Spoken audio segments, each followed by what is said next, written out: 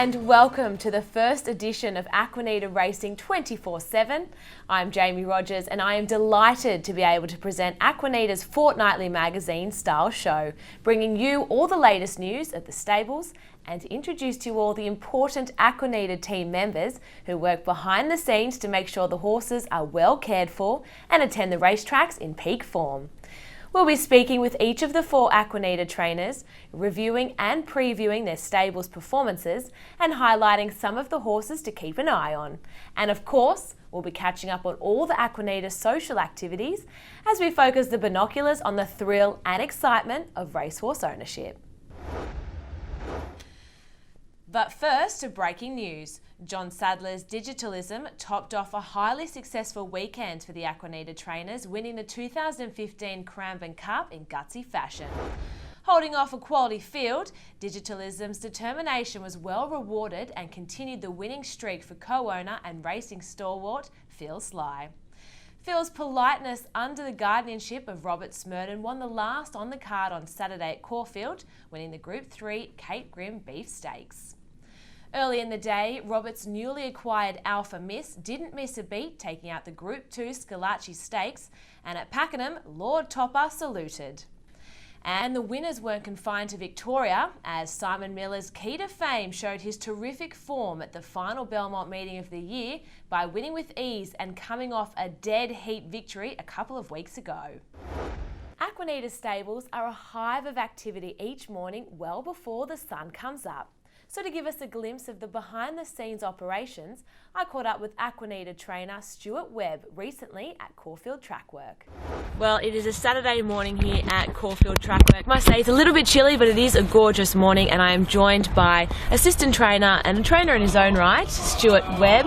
Stuart, let's start off by talking about how you got involved in racing and as a trainer. A lot of years ago now. I'm 45, and when I finished a year at university, I decided to have a summer job breaking in racehorses for actually Greg Urell at Cranbourne, and never returned to uni. And how is it training with Robert Smurden? Really good. I trained quite a few years on my own and struggled, not winners-wise, but just it's very hard. It's a hard industry to make a dollar. Come across with Robert 8 years ago, and yeah, really happy to be here. Now we are here at Track Work. Do you want to just give us a bit of an insight as to what you guys are looking for and what you're watching out on a morning like today? Because it looks pretty busy out there this morning. It is. Saturdays and Tuesday mornings are our busiest. We'd have sort of probably 70% of our horse population come out here and work this morning. We've also got our treadmills back at the stables, which the other 20 or 25% would work on. So this morning, the 70% of the horses, probably 3/4 of those will be doing some fast work. So both Robert and I will be watching those through the binoculars and putting a stopwatch on them. Some of that work will be just restricted work, and we will be able to work out whether the riders have done as they've asked and the horses. A lot of the other stuff is rider feedback, how the horse's action was, how his attitude was, whether he had any issues that might require veterinary attention. So we'll take notes of them and put that in an email and address those things later on. So yeah, there's a multitude of things that are happening this morning. And once you've all left Track Work, what's the next steps back at the stables? Probably the housekeeping of the stables. There'll be a lot of just general cleaning up, finishing up, mucking out the boxes. There's a lot of veterinary work every morning, which are addressing the things that we might find out here. Saturday morning, Robert will do a list for the next sort of 10 days worth of runners to make sure any of those need any treatments. On a Saturday too, we've also got a busy day of getting ready for the races. We've got 7 runners here today at Caulfield. We've got I think 5 at Ballarat tomorrow, so that in itself is just a fair bit of coordination. So do you want to tell us a little bit about what is involved in a race day preparation? So once you finish Track Work, you've gone back to the stables, done all the work there, then what happens when you go out to the races? Race days, all the horses are either required on course either 2 or 3 hours depending on the day. Each staff member will come back to the stables, he'll get his allocated horse that he or she is strapping. The truck will then have an allocated leaving time, and they'll take the horse to the races. Luckily today we're only at Caulfield, so it's a very short drive. That strapper will then sort of spend a fair bit of time walking the horse and just making sure he he's groomed and presented well at the races. And if he's in, for instance, race 3, just after the running of race 2, Robert or I will go and get the saddle, and then go and get the saddle and then put it on the horse and proceed to the mounting yard. Now, you've had a very good career highlight. Do you want to talk us through what it was like having Jose working with you? Yeah, probably privileged, if anything. I had a very small stable then. That was the only 2-year-old come through the year, and she came through and won the size produce in Sydney. And then was good enough to go out, have a winter break and come back and win the 1,000 guineas in the autumn, and then later in her 3-year-old year won a Group 1 in Brisbane, the Tats Tiara. So yeah, that was probably nearly a privilege, but not nearly, it definitely was. And a great thrill to have a small team and have a good horse that come through your stable. And then on the back of that we had Robert Mosheen that same time, so yeah, it was a very good time. So of the horses that you guys have in work at the moment, is there anyone that we should keep an eye on over the Spring Carnival? I think Robert's horse, Noble Protector, is probably the most potentially talented or potentially good horse in our stable. And there's other I shouldn't say second stringers. Behind that, or in the league of that, is say a horse like Politeness, who's been in Group 1 company now for quite a few seasons, and getting to the other end of her career, and hopefully we can get one of them next to her name before she retires. Wonderful. Well, thank you so much, Stuart. I know it's a busy morning here, and good luck at the races today. Cheers, John. Thank you. 4 trainers operate under the Aquanita banner, 3 at Caulfield and 1 at Ascot in Perth. So for an update on what's happening out west, I'm joined now by Aquanita trainer Simon Miller. Welcome, Simon. Hi Jamie, Simon here. Belmont is officially over. From a trainer's point of view, we love it. We like to start off there. We're a bit stale from Ascot. We go 6 months Belmont, 6 months Ascot, but Belmont's always over winter, and we all look forward to getting back to Ascot. Better racing, better weather, and that's the case this Saturday onwards. But it was nice to finish off on a winning note with a horse called Key to Fame. He won well. His record's starting to read really well. 3 starts, 2 wins and a second. So the owner's very happy, as am I. Other runners for the day, War Prince, he was really good. He was just a bit unlucky and steamed home late, running his last 600 in sub 33. So he's still got that lovely turn of foot that he possesses. However, he's deep into a campaign, so I'm going to pull up stumps and give him a spell. Tales of Summer, he ran 5th. Consistent needs further, which we'll do. And Meteoroid, she pulled up a bit worse for wear, so we will just patch her up and go again. But prior to the failure on Saturday, she had a win and a second next to her name. So her record, apart from Saturday, is good. So moving forward, there's some nice races for her over the carnival. This Saturday, we have Liberty's Gem resuming. He's a really nice horse. We'll keep him in the short course this time in. 1,000 might be a touch short for him on Saturday, but he did trial up really well. So looking forward to seeing how he takes his trial form of the races on Saturday. If he does, he'll be pretty competitive without seeing the fields or the noms. And Ros Martini, who's a nice filly that she's strung a few together. She's out to 1,500, and off the back of that, we will step her out further in distance. So pretty quiet. There's some stakes races on Saturday, but we're not playing in any of them at the moment. We've just got a couple of nice horses stepping out at Ascot. It'll be nice first day back, big carnival, good weather, and hopefully get a winner. Thanks so much, Simon, and we look forward to catching up on all your news over the coming weeks. As I mentioned, recently I was really fortunate to spend some time with all the Caulfield-based trainers and getting to know what drives them to their success.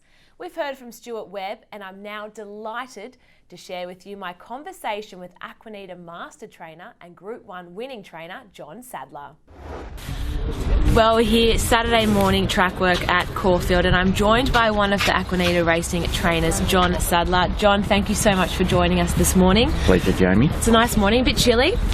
But John, you were one of the founding racing trainers at Aquanita. You then went out on your own to Dubai and you came back. Mm-hmm. Do you want to talk us through that journey of what it was like to start here and then go out to Dubai? I don't think you got that much time, Jamie, but just quickly, yeah, we started the Aquanita concept in 96, I think it was, and from that period on we had people come on board, such as Russell Cameron, who did extremely well under the Aquanita banner, and then of course Robert Smurden, who's still with Aquanita and doing a wonderful job, and is one of Melbourne's leading trainers, if not one of Australia's leading trainers.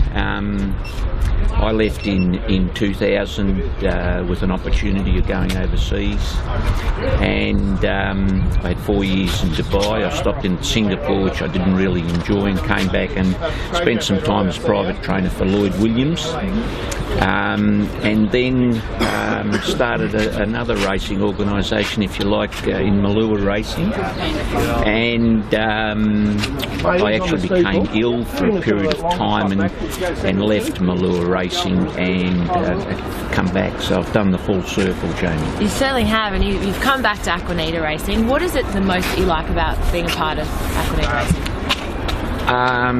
The concept is really good. I think it's misunderstood by a lot of people, even in the industry. It's a management company. Aquanita doesn't tell us how to train the horses in any way, shape or form, but it gives us the time, and all we have to worry about is training the horses, nothing else. They handle everything else. So it's just normal that you can, natural that you can do a better job, because I don't worry about whether the accounts have been paid this week or who owes money, or so it just works really well, and I don't think I've ever enjoyed training as much, because I think Aquanita is after a lot of years of having its ups and downs, is now going as well as it's ever gone, and there's a really good feel about the place, and I'm enjoying it more than I've ever enjoyed it. I must have to agree with you there. It definitely has a great feel to the place, doesn't it? You've had a fantastic career. What would be some of the highlights that you can talk to us about? I suppose Dubai, I had runners in the World Cup, which is the world's richest race, on 3 occasions, and one ran 4th and the other 2 ran 5th on 2 occasions, so that was a big thrill in itself. But any Group 1 win is a really big thrill. Efficient's winning the Melbourne Cup was pretty good. When I say pretty good, fantastic. Yeah, and also in the Derby. Linton winning the Stradbroke. Then you go back years earlier in my career, the likes of Jolly Old Mac winning Australian Guineas, Ken Vane winning an Oakley Plate here, Lady Jackie O winning the Blue Diamond Stakes. So they're all great memories. Mm-hmm. And what is an average race day like for you? So we're here on a Saturday, it is Caulfield Racing today. What would your day entail? Well, it's Saturday's always an important. The 2 main gallop mornings, I would say, Tuesday, and the main gallop morning is Tuesday, and then followed by Saturday. So Saturday's a fairly important gallop morning, and but we all like to get finished up that little bit earlier, so that we study the form and get everybody's ideas on how races are going to be run, etc. But it just depends on how many runners you've got. Like, for example, today I've only got the 1 runner. That's in race 3, so it's going to be a pretty easy day for me, and I do very much enjoy watching the racing on the couch. So probably after race 3 I'll head home and take the top off a few cans and just enjoy the afternoon. That sounds absolutely delightful. Now, before I let you go, because I know you've got a good day ahead of you, what are some of the runners for us to look out for over the spring? I know you've got Charmed Harmony racing next week. Any others that we should be looking out for? Yeah, well, he goes around in the Charmed Harmony, as you said. He goes around in the Rupert Park next week, which is a Group 1. He's won his last four in a row in town, so he's racing really well, but certainly not at that level, so we're pretty much throwing him in at the deep end. My other two horses that, as far as being spring horses, are Bengal Cat, who I'm hoping may be an Oaks chance. Whether she can stay that sort of a trip or not, but she's a winner at Flemington and was ranked 4th in a listed mile race there. I see her with a good future. Whether she's ready for this spring or maybe the autumn, we'll see. And a horse that ran in last year's Melbourne Cup called Mutual Regard. And he has a few issues, but if we can get him over those issues, then he might be a force in this year's Cup if we can get him in. Well, it sounds absolutely fantastic. Thank you so much for joining us this morning, and good luck today, and enjoy your hands on the couch. Good on you, Jamie. I'm now joined on the phone from the Caulfield Stables by John to give us an update on what's happening around his stable. Hi, John. Hi there, Jamie. This is John Sadler from Aquanita. Just letting you know that we've had a fairly quiet week last week for runners, although our only runner for the week was yesterday at Cranbourne, and we were fortunate enough to win the Cranbourne Cup with Digitalism. So a big thrill to the stable there. He's done a very good job, this horse. He's had plenty of runs right throughout the winter and into the spring, and has been a really good money earner. Now he's going to have a slight let up, and then he'll go to Sandown on Sandown Cup Day, and he'll run in the Eclipse Stakes, and it all being well, and he pulls up after that, he'll go to the Ballarat Cup, and then for a good, well-earned spell. As far as the coming week is concerned, fairly quiet, although on Saturday in the Ethereal Stakes, Bengal Cat, who's heading towards the Oaks, will have a second run this time in, so hoping for a good run from her. And then on Sunday, we head to Seymour, where we have Secretan racing in a benchmark 70. Of course, he was very unlucky at his last start at Caulfield, so we're hoping for better luck on Sunday. So that's it from the John Sadler stable, and we'll be in touch again next week. Thank you. Terrific, John. Thanks so much for your time. I know we're all very excited and wish you all the best as Bengal Cat prepares for the 2015 Crown Oaks in the first week of November. Multiple Group 1 winning trainer and firmly entrenched in the top 5 trainers in Victoria, Robert Smurden has been with Aquanita for many years, and I was thrilled to catch up with him also. Well, it is a beautiful Saturday morning here at Caulfield Trackwork, and I'm joined by one of the Aquanita Racing trainers, Robert Smurden. Robert, thank you so much for your time this morning.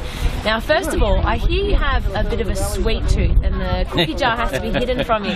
Is this true? Oh, yeah, that's probably right. That's probably right. There's been a few biscuits fallen victim to my sweet tooth over the time. Now, in all seriousness, you are one of the top trainers in Australia. But I hear, though, that... Might be a stress reliever, do you think, the sugar out of those biscuits? Well, hey, and the sugar high as well. It'll get you through these mornings, that's for sure. That's it. Now, you're one of the top trainers in Australia, but I hear that it wasn't always racing that you wanted to get into in early days. You wanted to be an accountant. Well, what made you change your career path? I was actually...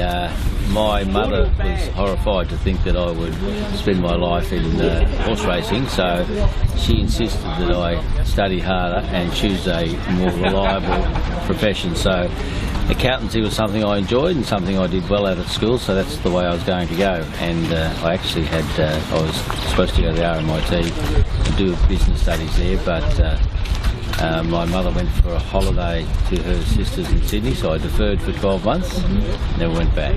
How did you break the news to your mum that you were never going to go back? Well, I didn't. I just deferred, and then step by step, that's the way it unfolded. It was played out, yeah. Now, you've also had huge success in jumps racing as well. Do you ever use your jumps racing training techniques for flat racing? Well, I think it's just a matter of getting the horse fit. I mean, I don't really think that jumps racing specifically has, as long as you can, just like training a stayer, the jumping comes fairly natural to them, and once you get them educated, you do the groundwork, they do the trials, then the rest of it's just getting them fit to run a distance. So it's like training a stayer, training a jumper, the same sort of thing. Now we are out here at track work, and it does look like it's a busy morning this morning. How many would you have in work today? Well, we've got about 75 horses to work this morning. Some of them, we sort of split them up. There's so many. We split up their fast workouts. We did a lot of fast workouts yesterday, and some fast workouts today, and some are racing, and we also use treadmill training. So some of them will do that. So we'll probably have 50 horses here at the track this morning. So it is a race day for you. So what would be your next steps after track work's completed this morning? What do you then go on to do? Well, we'll be back at the stable around 7, where we do the vet work for the morning. That can take an hour or two. Then I'm in the office and on the phone to people who've got runners today, keeping them up to date, doing reports for the syndicate members, and it doesn't matter whether you've got 100 for a horse or own a horse outright, they've all got to get their information on race day, and we leave that to race morning because things change, the weather changes and all that scratching. So do that in the mid-morning and then home to change, then off to the race. You've had huge career success here and internationally. Of all of the success that you've had, is there one particular career highlight that stands out for you? Not really. No, I think on the day that a horse wins a good race, it's very enjoyable and it's a good day. But I don't think that there's not one that really stands out over the others, I guess. Now you've got Noble Protector, who has been nominated for the Cox Plate. Is that one that we should be watching over the spring, or do you have any other runners that we should keep an eye out for? We've got a number of horses there that, horses like Unbelieved, he was very good his last start, he goes to Group 1 next start. A filly called My Popette that's new to the stable, she was good off Flemington last start, she's headed towards the 1,000 guineas. Fontaton comes back, she runs in the Moya Stakes. So we do have a number of horses. It's a very tough time of year, but we've got a number of horses that are up at the standard and going to be competitive, and they're just a few of them. Well, Robert, thank you so much for your time this morning, and good luck over the spring. Pleasure, Jamie. It was indeed a pleasure to watch the trainers in action a couple of weeks ago, but to keep us up to date, I am now joined by Robert on the phone from his stables. Hi Robert, give us an update on what's happening with all your horses in work.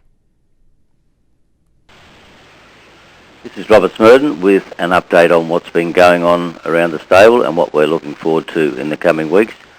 The stable had a good day last weekend on Saturday when Alpha Miss won the Group 2 Scalacci Stakes, and she heads to the Group 1 Manicato Stakes on Friday week, Cox Plate Eve, over 1,200 metres, where she'll clash with the likes of Chautauqua and Buffering. Also, Politeness was a good winner in the Group 3 Mares race, put her second group win together, and she heads to the 1,600 metre Group 1 race for mares on Derby Day at Flemington. The 2-year-old Pearl Congenial was a really good effort in running second, and she'll head to the English 2-year-old race at Moonee Valley on Cox Plate Day, a race sponsored for horses that go through English sales and worth $250,000. The bowler also ran very well there on Saturday, and he'll go to a 1,600 metre handicap at Moonee Valley on Cox Plate Eve. Going forward, looking forward to Caulfield Cup Day, where we have on the day a fairly strong representation in Under the Louvre, who ran really well to be narrowly beaten at Group 1 level last start and goes into probably our main chance in the Group 3 set weight and penalty race. Lumosity returns to racing over 1,000 metres, a little bit short for her just at this stage, but heading to the Darley Group 1 sprint down the straight on final day. Fontaton runs in the 1,100 metre fillies and mares race after a really good effort first up at Moonee Valley in the Moya, but she's headed to the Coolmore on Derby Day Group 1 for 3-year-olds, and we've got Dolverton running in the Ethereal in the hope that she might emerge as a VOC Oaks chance out of that run. So plenty happening, plenty to look forward to, an exciting time of year. It's such an exciting time of year in Melbourne, and I know how incredibly busy you are, so we're very grateful for your time. Robert, thank you very much. Well, Stuart Webb was kind enough to give us the insight earlier into what happens at track work and around the stables before the sun comes up. But of course, he's a trainer in his own right and has a nice stable of horses. Stuart, thanks for calling in. What's all the latest that's going on with you? Hi Jamie, you've caught me at a good time for the start of Aquanita 24/7. We've had a fantastic last fortnight with 2 black type placings and an exciting winner at Ballarat last Wednesday. Get the Picture ran second in the Group 2 stud stakes at Moonee Valley on Friday the 2nd of October. He's an exciting 3-year-old colt who is at this stage still on a path towards the Victorian Derby. He will run in the 2,000 metre Caulfield Classic on Caulfield Cup Day, so keep an eye out for him. My Master of Design 2-year-old, Kinetic Design, kept a good run going that weekend by finishing second in her first start, the listed Maribyrnong Trial, 2 days later on Sunday the 4th of October. She now heads to the William Inglis banner at Moonee Valley on Cox Plate Day, which is a listed race restricted to horses purchased at the Inglis sales. Lord Athenaeum then capped off the fortnight with a really strong win at Ballarat. He had a few setbacks earlier in his preparation, so it was fantastic to see him back to his best. With a bit of luck, I hope we can pick up a nice race with him over Cup Week, but in between now and then he'll go to Geelong on Geelong Cup Day on Wednesday week. Coming up over the next week, I have several resuming from the spell. The best chance of these is a 3-year-old filly called Deconi, who has had 3 starts at 2 placings. She will run at Cranbourne on Friday night in a 1,000 metre 3-year-old Super Vobis maiden with Mark Zara to ride. Thanks, Jamie. I look forward to talking again in a couple of weeks with another update with what is an exciting time for the stable. Thank you. Last week, the Aquanita stables were the venue for an exclusive members event for the Melbourne Racing Club, hosted by MRC Racing and Media Executive Josh Rodder and Membership Manager Nick Restovic. Enjoying terrific food, refreshments and great company, there were more than 80 MRC members who were there privileged to see a parade of some of the stars of the track presented by Robert Smurden and a behind-the-scenes look at the state-of-the-art facilities that Aquanita offers with a personal tour of the stable by Aquanita trainer Stuart Webb and National Racing Manager Damien Slocum. With the warmer months just around the corner, this event was the start of a mini social gathering in the manicured gardens at Aquanita.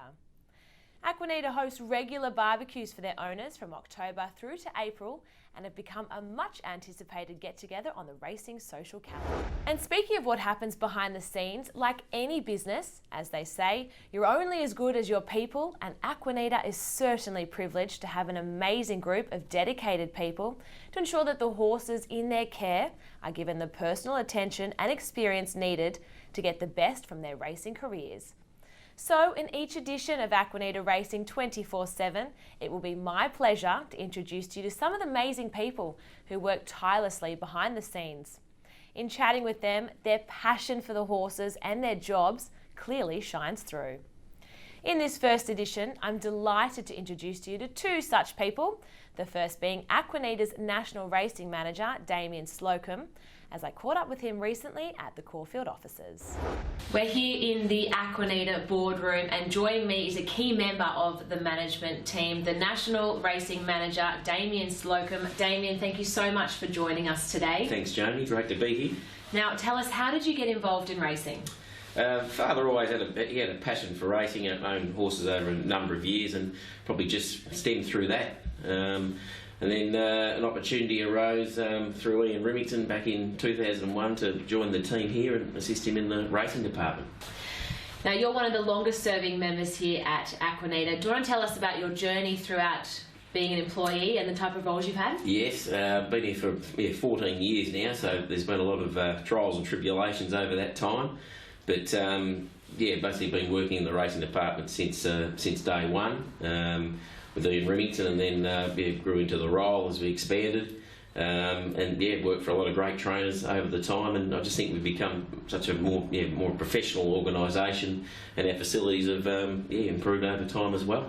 Now, National Racing Manager, which is your current role, it's such an important job. Can you just talk us through some of the responsibilities that you have in your position? Yeah, it's quite a broad role. Each day is different, but generally consists of noms, acceptances, jockeys, logistics, transport, and basically keeping the owners up to date on their horses' progress and every aspect of campaigns.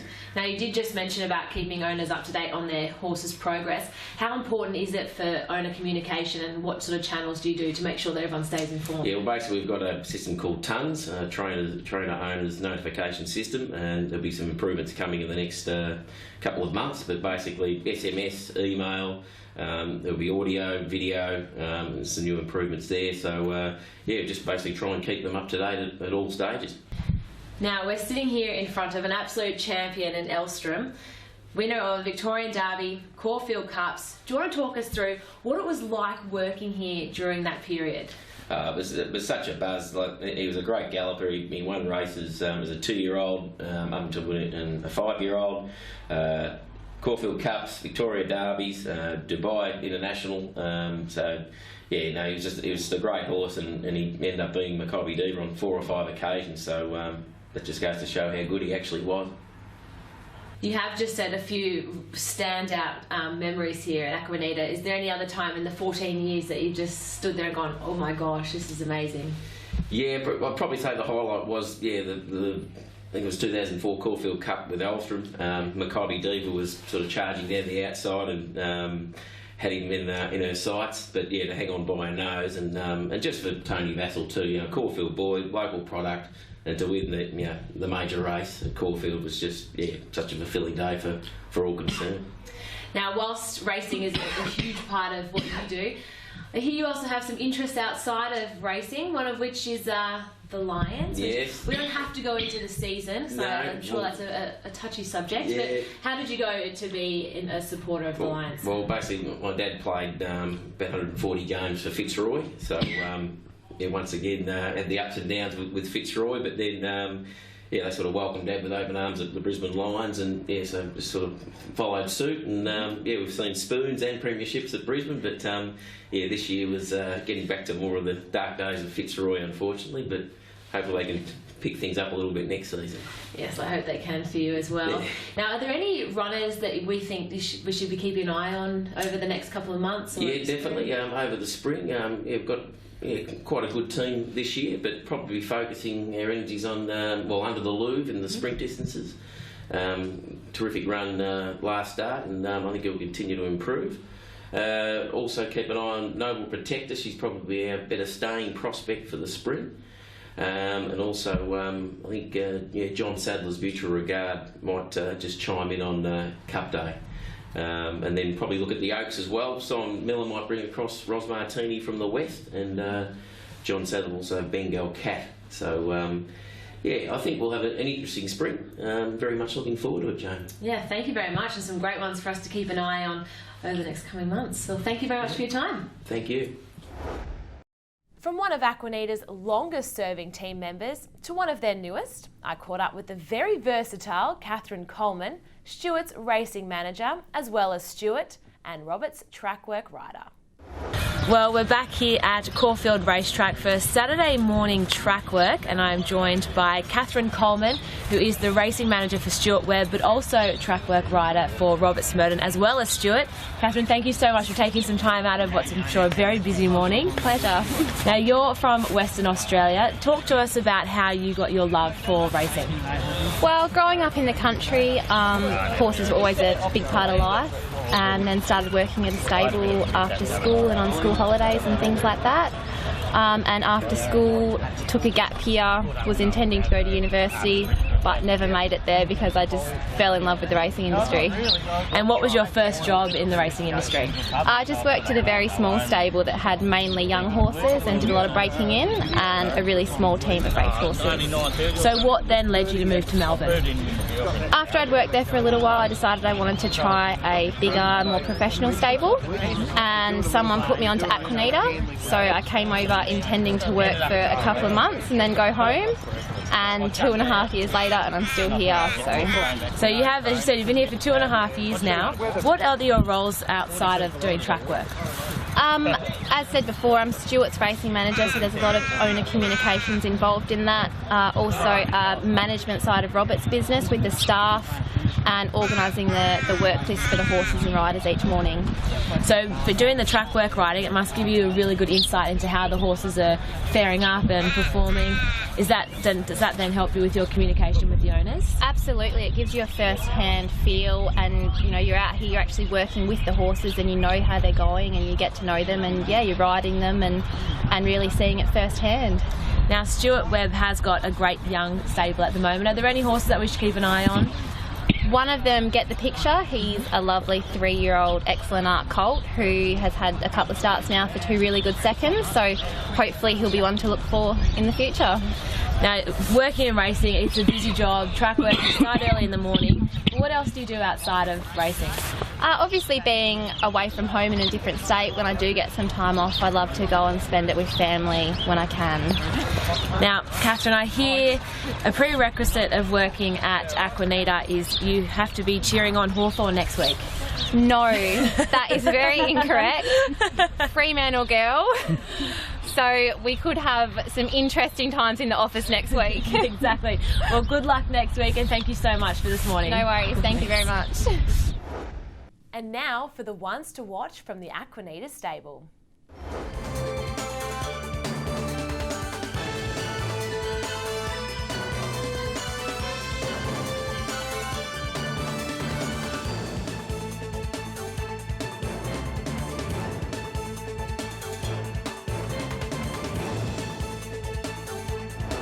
Well, that's it for the first edition of Aquanita Racing 24/7. We hope you've enjoyed it as much as I have. I've enjoyed bringing it to you, and we certainly hope that you'll join us again in a couple of weeks for our next broadcast. In the meantime, enjoy all the fun, colour and excitement of the Melbourne Spring Racing Carnival, and best of luck. Thank you, and I'll see you soon.